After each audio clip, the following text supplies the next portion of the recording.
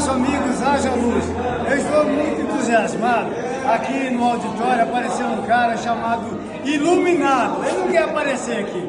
Ele está aqui, mas não quer aparecer. Então eu vou entrevistar um cara que está perto de fazer aniversário. Escuta, que história é essa?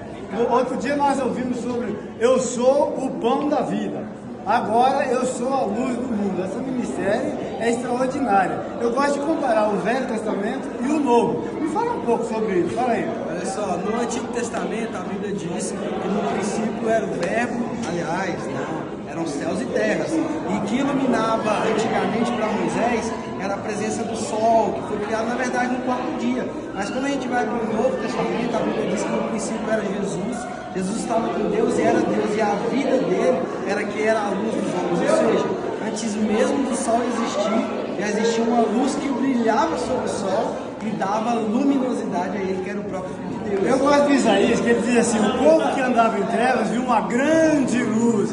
Escute, que história é aquela que você falou? Entre o Velho Testamento e o Novo Testamento existe, parece que um tempo determinado. Isso, entre o Antigo e o Novo Testamento, a gente chama isso de período interbíblico.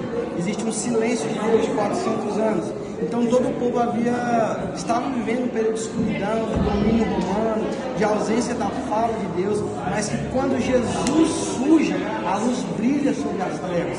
E João vai dizer que as trevas não pôde detê-lo. Jesus é essa luz que brilha sobre a nossa vida. Eu gostei do Tiago, o Tiago é fantástico, mas o apóstolo Pedro falou assim, que nós fomos chamados para a sua maravilhosa luz. Mas a experiência de Paulo é inconfundível.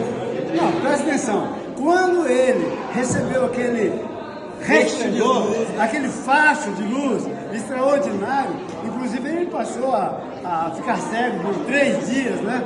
Mas aí ele foi iluminado. E só então ele teve uma experiência pessoal com o Senhor Jesus. Isso mudou a sua vida, sim ou não? Sim, sim.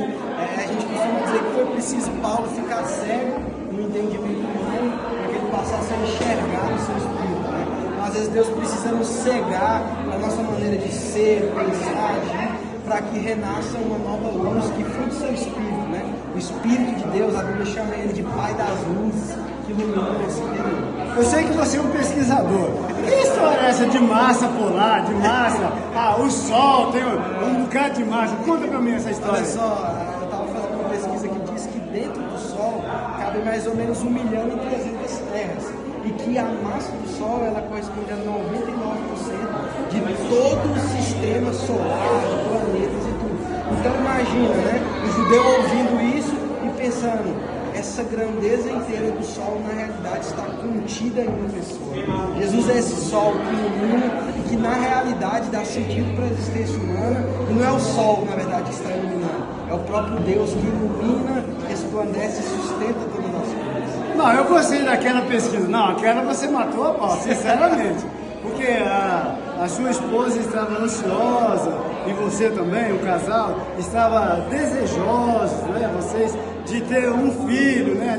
De ter uma criança, e agora, graças a Deus, ela está pronta para receber a bênção do Senhor. Na verdade, eu sou intercessor de vocês. Eu estou sempre orando por vocês. Eu estou falando, Senhor, abençoa o Wagner e a Fernanda. Bom, agora chegou a bênção. Eu quero saber o seguinte: que história é essa de iluminar? Quando a mulher dá a luz, ela vem iluminando. Fala pra mim. Tem uma pesquisa que diz que quando há a junção do espermatozoide com o óvulo, e ali há uma concepção de vida, o que acontece é que isso emite um facho de luz. Ou seja, a vida que Deus concede, ela expande e brilha uma luz. Assim como a vida de Jesus, né? Como ele disse que era a luz do mundo, quem o seguia não andaria em trevas, mas teria a luz da sua vida.